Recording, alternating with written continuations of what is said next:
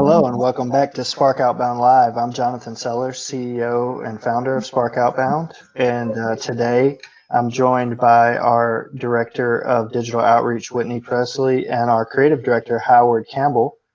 And we're going to be talking about using multiple channels for B2B lead generation.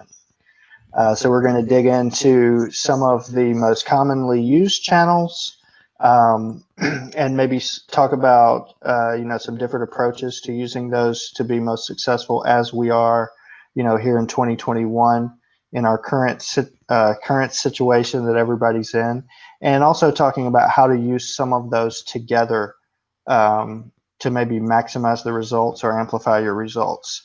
I think we've seen a lot of changes obviously over 2020 and now into 2021 that are probably going to be, at least in the short to medium term, it's just going to be kind of the way it is, right? So people have really gone remote at large scales.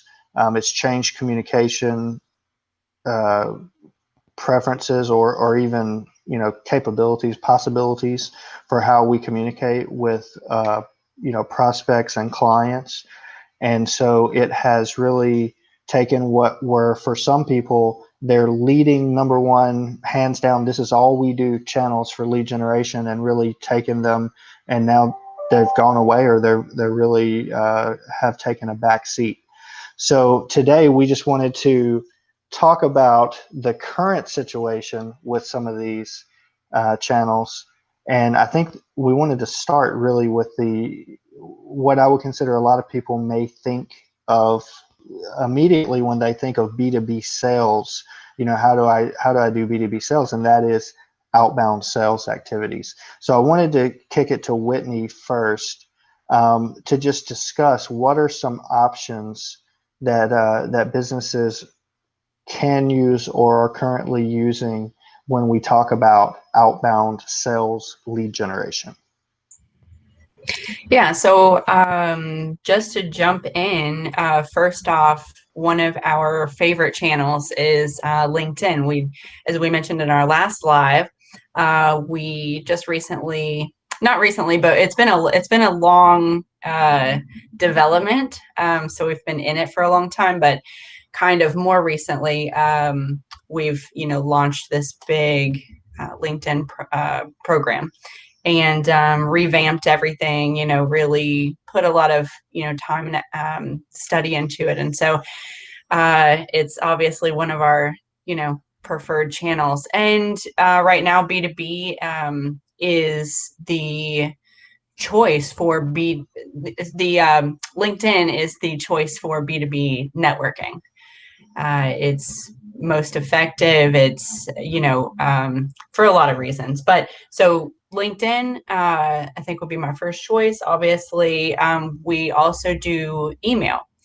A lot of people mention or say or of the belief that email is dead. Email is not dead. We are just not, a lot of people are just not using it or integrating it into a campaign effectively. And so that's what, we're really focusing on this year, is trying to develop kind of really more effective, intricate campaign design, like integrating different channels into a larger system to kind of run as this lead generation machine. And so I do want to throw in also cold calling. So we do also do cold calling, and the reason that we take on a multi-channel approach is that there's no one size fits all with marketing. Each industry, each audience, each type of personality, all of these things play into where each person is going to have a preferred method of communication. And so, maybe that's text or again, LinkedIn, email, cold calling, things like this. So like YouTube videos, different channels, IG. And so we want to be able to, have our clients' message to reach all of those different types of people on their preferred method of, it's the way that it resonates most with them.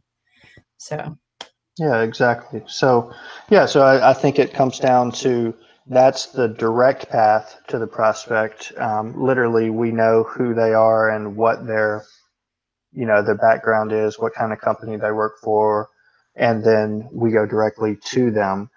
So I think then the other common, I would say, maybe the second most common tactic or platform that people use is digital advertising. And so you're going to look at, Google ads, social ads like Facebook and LinkedIn, even Twitter, Instagram, you know, uh, YouTube ads, which is part of Google Ads network. And so you're essentially trying to get in front of your audience based off a few criteria. So, like for Google, you're looking at intent, right? People are searching things, and if they're searching for what it is, whatever it is that you offer, you want to be there right at that moment and hopefully get their attention and they become a customer. And then obviously when you're talking social ads, it's based off interests and demographics, and you're kind of relying on the network to put you in front of people that the network thinks fit what you want. But I wanted to bring Howard in on the digital ads conversation. So Howard, what would you say, um, just I guess from a higher level sense, when we're designing ad campaigns for the B2B space, what are some of the things that we focus on, and I guess that other people maybe watching this could take away as if you're considering it, what are the most important things you should be thinking about before you make this jump? Well, I'll say one thing is that we want to make sure that you want to make sure that you are creating digital ads and things like that to capture someone's attention. You can see here, and you can, like I said, if especially when you're using such things like social media, and let's say, for example, you're using Facebook, right? Where one thing that we do is that we also create Facebook ads for our clients, um, both the initial ads and the remarketing ads. And with the initial ads, you got to keep in mind when people are on Facebook, most people are using their phones to check out Facebook, so they're scrolling and scrolling and scrolling and scrolling. And if your ad might show up, but if your ad doesn't capture their attention right then and there, they might just skip right over it. And you really don't want that to happen. So I mean, even though we're especially with a lot of things with when it comes to social media and all these new technologies, you still got to go back to some of the old school things, such as copywriting, you know, design, and things like that, to capture their attention and to make sure that you keep their attention. And so a lot of things that we're doing, not only for our clients, but we're doing it for ourselves as well, because honestly, sometimes we also use ourselves as guinea pigs, especially with different techniques to say, "Hey, this worked for us. Let's see how this can work for our clients." And and a lot of things with social media is like it's always evolving. Things are always changing, but our thing is to understand that we got to ride the wave and understand that sometimes if the wind changes, we just got to go with the wind and figure out what the changes are. And I think that's what some of the integrations of such things like LinkedIn outreach, email outreach, which as Whitney said, that people always say that, oh well, email is dead. No, email will never die because everybody always check their emails. There was even one statistic that showed that email is the first thing that people usually check when they first wake up. Right. And so you want to make as you understand that, and like I said, keep in mind when you're thinking about your clients,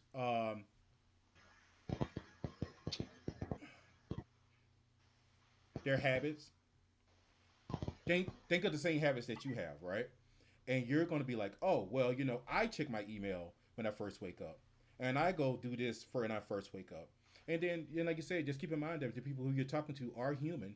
So if they're doing it, then think that you might want to do it too. And I'm not gonna lie to you, that's just some of the things that we do integrate with a lot of our marketing for us. And so we make sure that because we're I mean, let's keep it real. We're business owners too, right? So we're trying to make sure that we want to do the same thing, that we want to make sure that our business grow, and we make sure that your business grow. And we're always going to Right. keep that in mind when we're doing our campaigns. Yeah, exactly. And then once you break down that barrier of how to capture the attention, I think the big thing with digital ads also that you want to keep in mind is the cost, right? It's an ongoing cost. So it's you're paying per click or you're paying for exposure, reach or whatever the impressions. And so that cost continues. And so for you to continue getting those clicks, you have to continue to pay those costs. So I think that takes us to the next piece, which is content. So Howard was really hitting on with digital ads how important I think content is, because the content is what makes the ads more effective. But even beyond that, when you think about like SEO, search engine optimization, and ranking on Google, I think the content is even more important there. The strategy behind the content is more important there because you're trying to provide the best possible content to answer whatever it is that the user, the viewer that's absorbing your content is trying to find the answer to their question.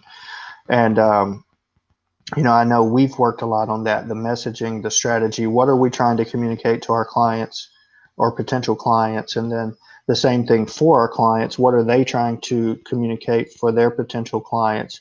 And some of our clients are in the franchising world, and so we work with partners who help create content. But I think for a lot of them, but I think you know in their space, they're trying to sell more franchises. And so a big thing that we use there as a good example is day in the life videos. So put yourself, if you're considering this franchise opportunity, how do you put yourself in the shoes of somebody who is a franchisee right now? And to see if this fits your goal for your life. I think that has proven to be very helpful for our brands. And then, content on your website, is it clear when someone comes to your website why what do you do? How will you help them? Are they in the right spot? If they're looking for something specific, did they come to the right place? I think that's all definitely it's critical. It's something that even if you're not making SEO like your number one goal, like we're going to rank on Google for something, which a lot of people do. That is their number one and only goal.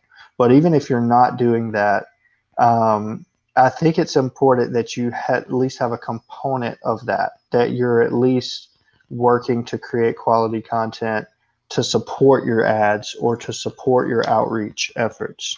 And then I think the other common thing, and this is what I was alluding to at the beginning, that a lot of people, I just got off a sales call right before this, and the number one way that they had grown their business to supporting over 2,000 clients was trade shows, right? They would go to trade shows and they would, meet people, and they would build relationships, and they would add clients.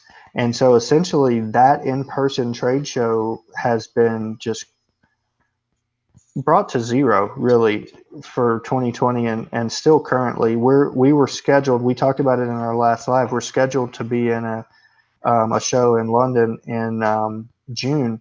It just got pushed back to November of 2021. So even with the positivity of the vaccines and everything, things are still uncertain. We've been seeing other shows that we were considering that are the same thing. Even the ones that were like Q2, Q3 2021 they've already made the decision to just go virtual with those, and they're pushing in person back to Q4. So I think it's still viable because you can still do virtual shows and still get exposure, but I think it really limits that personal relationship aspect of doing live shows. So it's something, but if you have a sound outreach or content strategy when you're doing virtual or in-person shows, you can tie that in and really kind of further that relationship strategically to open up more real conversations after the event. So I think it's something to consider.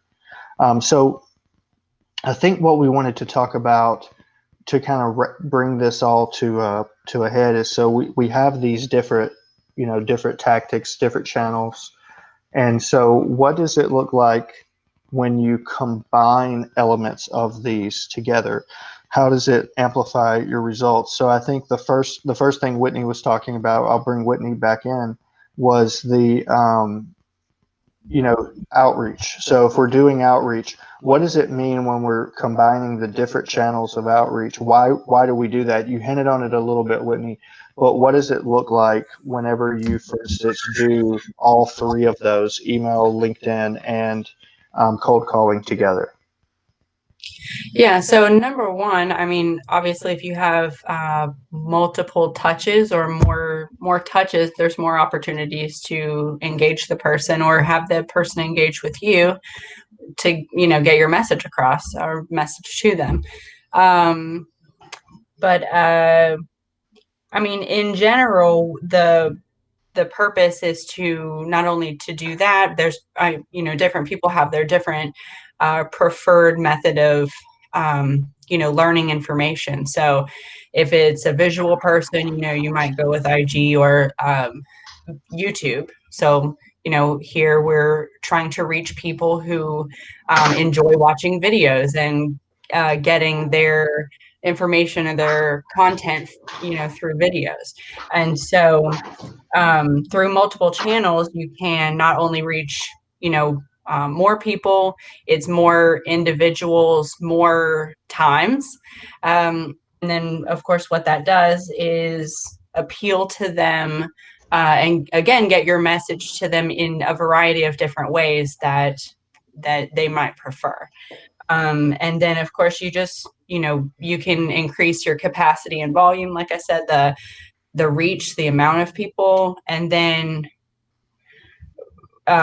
we believe that it leads to more quality leads because and obviously a higher chance of getting a response. So higher chance of getting a response because you're engaging someone on multiple channels, and again with the message in hopefully a channel or a way that resonates with them. So it just it's really like a a well-oiled machine type of thing. We're just trying to put these pieces, these channels together in order to kind of create this messaging system that works well for everyone. Yeah, so it's like, so an example of this would be, so if we have a defined audience and we know that, this in people in this industry who are in this position in their company, this certain size companies, whatever the criteria is for the audience. So we have that audience, we know who the people are, and so we have their contact information. So we could, for instance, send an email first. As the person opens the email, we could send a connection request on LinkedIn. Then send a follow-up email, send a follow-up message on LinkedIn if they connect, give them a call on the phone.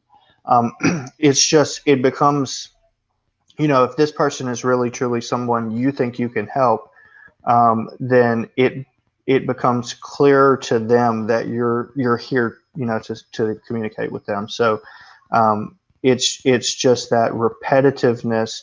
It's hitting them where they live, where they are. So people tend to either be an email person or a social media person, right? And then occasionally people answer the phone more than you would think. So and depending on what they do, that could be their channel. They could answer the phone every time on the first ring. That's just their personality type. So putting all three of those together does give you the biggest opportunity to reach that person and to open the door for that conversation. And so once you put that engine, I like that well-oiled machine or that engine in place, and you're doing that, then an interesting combination to add in, I'll bring Howard back in to talk about this, is when you then take some really premium content, which could be videos, it could be blog posts, case studies, a combination of those things, just content on your website. It could be interviews you've done in media. So if you're doing PR and stuff like that, and you're getting interviewed by media websites or outlets, or you've had video coverage of you doing interviews on TV or just on the internet, then you can layer that content in, and you can then add in digital advertising to now, with your outreach efforts, you could say, hey, person, so now that we're talking, can I share you some of this valuable content that I have? It might benefit you. And then Howard, I think I want, to have your thoughts on then how would we take that? So once we get the person, we have them engaged, we now have content that we're putting into their hands. What's the next step of how we integrate digital ads with that? Okay, so a great way to do it would be that if you, let's say for example this, you okay, so you was interviewed by the local news station, right? And then maybe a day or two later they showed the video, and they had a video on their site. Well, you can create an ad, um, pointing people to that interview, or that video that you've done, and then that way it helps build credibility and authority for your company. Um, Also, once you've done that, you can take that same footage, and you can make a video ad from that, saying, hey, featured in uh, feature on ABC, and then show the video, you know, and then if you have more videos, you can put them all together and have like basically a collection of things saying, we have been in all of these channels, and then you can take the video, do a screenshot, and then use that as an image ad. Well, what I'm saying is that you can make a lot of ads just from that video alone, and and do that and help out with your digital marketing. So not only do you have one piece of content, and then you have made like maybe 9 or 10 pieces from that same content, and even more with the combination of other content that you have there. So what you're doing is that one, you're keeping the attention of your target audience. You're building a like people will sit there and say, go, oh, okay, well, they must be trusted because here they are on TV. you know and that's one of the things you want to do is that people do business with people they trust, and you want to make sure that you, and with the videos and the content, I mean the content that you're doing there, and also the content that you may get from TV or any other interviews and things like that, to help them understand that, hey, we want you, we what's the name, you can work with us, and the reason you can work, and not only can you work with us, but what's the name, we are trusted by ABC, NBC, Right. any other content, any other providers that show that. So you might sit there and go, oh well, I'm getting my 15 seconds of fame. Oh, we can you can utilize those 15 seconds and make a lot more with that 15 seconds that you was given. Exactly. Yeah, and so some people might be saying like, well, yeah, but I can't. How am I going to get that coverage? Or I don't want to pay a PR firm to help me get that coverage. I don't have the budget for that, or something like that. So even if you take a step back and you focus on create owned content, so content you've created, so case studies or just videos where you're demoing whatever it is you do, or you're showing a client success story or things like this, you can absolutely just do uh, essentially. So you send the person in the outreach that you say, can I send you some information or a case study? So you send the person the case study, which you host on your website. So then this is not even taking it to the the full credibility layer that Howard's talking about. I think that is super important. But I think even if you don't have that piece yet, right? So you haven't gotten there yet. I think you can still create some compelling content that's relevant to your audience on your own website or on your own owned property, send the person there, and then now you can do retargeting campaigns because the person has visited that content. So now on Facebook, on YouTube, on native ad platforms, things like this, you can then keep putting more content, so you can keep developing the story over a period of time. Even how Howard was talking about dissecting that one piece of content into multiple pieces of content. If you have something that you know from your experience that this one thing is why people choose to work with you. So whatever it is, whether it's level of service or whether it's like some unique offering, something like that, whatever it is, but you know that this is the thing that when it comes down to it, more and more people have made the decision based off of that criteria, then you can just dissect that, you know, and pull out multiple pieces or multiple angles to represent that. And then you use that, whatever the core piece of that is, you send that over to, the person who said they're interested. And then you follow that up by unpacking that with all these different layers in retargeting campaigns. And it sounds complicated. It's really, it's relatively simple to set up retargeting campaigns and to set up like your Facebook pixel, for instance, or your LinkedIn, pixel. It's all essentially a pixel, but they all have different names. And then once again, it's just a matter of now setting a budget. How much do you want to spend for this? Understanding how many people you're going to be getting to that initial piece of content that's going to trigger the outreach. But once again, when you layer in the multi-step outreach, so I think this is the moral of this whole thing. If you take multiple approaches at getting in front of your audience, you're going to have a higher acceptance rate, a higher conversion rate of getting somebody to say they're interested. At least you're going to find out one way or the other. They're going to say they're not interested or they're interested at a much higher rate. Then when you come behind that and you have a strategy more than just, I want to talk to you, like let's have a meeting. I think it does have its place to just ask people to have a meeting and you think you can help them. But I think once you have a more strategic approach that includes content and you're helping people understand why they should talk to you before they actually want to talk to you, I think combining that with then following up and being able to stay in front of the person long term with ads, I think that's where you have your maximum return once you've built all that out. And that, once again, then even you can layer in this same type of strategy as follow up to your events.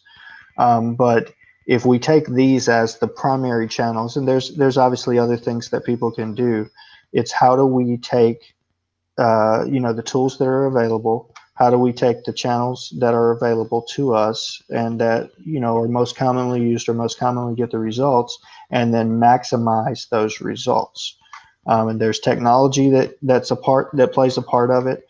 The content plays a part of it. The strategy plays the biggest part of it. And then the consistency plays a huge role as well. It's one thing to start doing this for a couple of days. It's another thing to do this for every day for 6 months. The results compound and compound and compound. And it can be a real game changer if you're putting the right message in front of the right audience. I will make one note, just because I know we have clients in international markets, and I know there's obviously some different rules. So if you're in Europe and you're operating with European citizens as people in your audience, there's obviously some different things that you have to take into account when you're doing specifically the advertising piece. You have to make sure your site is GDPR compliant, and people have to opt in to being tracked and things like that. So there's obviously other layers of complexity depending on where you are. but it as a general sense, like taking those things and just saying, you're going to operate appropriately from those aspects. Um, it's just a huge opportunity from a B2B standpoint. It's different. It's different when we're marketing to consumers. There's, so many other different things and different channels that make sense for consumers that don't make sense for B2B. But when you're taking business to business and you're trying to reach decision makers, you have to be very strategic. You can't, especially advertising, you can't just go broad to a market. Because you're reaching so many people who it's irrelevant to. No matter how good your targeting is in Facebook, you're not going to be reaching just business decision makers. It's just not. It doesn't benefit them to do so. They're in the money to spend your money. They're in the business to spend your money, and so it's inefficient. So it's essentially, how can you use that platform to be more efficient to achieve the goal? So I just wanted, before we end, I do think we're kind of towards the end for today. We will be back next week as well. And if you want to follow our content or see our lives, definitely subscribe to our channel and click the reminder bell so you will get a notification. You'll every time we go live, you'll just get it. It'll be direct to your phone, or you'll get a notification on your computer if you have notifications enabled. But we would always be happy to answer any questions that you may have. But before we end, Whitney or Howard, did you have anything you wanted to mention that we may have missed out on related to using the multiple channels together? Well, if anything, I just want to just sit there and say you're absolutely correct when it comes to the remarketing and to the content. Sometimes, like you said, sometimes you may have not been in there, but you have like this great content that you and your team has built. Yeah, we can definitely use remarketing, especially if they already came to the site, to your website or landing page. You can definitely fire off one of the pixels for Facebook or Google, and then just have that, and then create an ad that's going to, I guess the best word to say is follow them. Right. And so every time you see it, they're gonna see your ad that you've created, and it's gonna be just a reminder that, hey, we still exist. I know that you sit there, you're bombarded with all this information, but just remind you that, hey, we're still here for you. If you're still interested, you can still visit the site, and just help to stay in front of them. And that's definitely one of the things you want to do when it comes to marketing, in marketing your company. You just want to make sure that you stay in front of your prospects, and just be top of mind.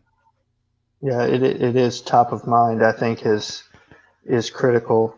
And I think you just hit something too. It's, you don't even have to just remarket on one channel. You can remarket on multiple channels as well. So you really, wherever someone goes, you have the potential to stay in front of them. I think that the repetition is critical.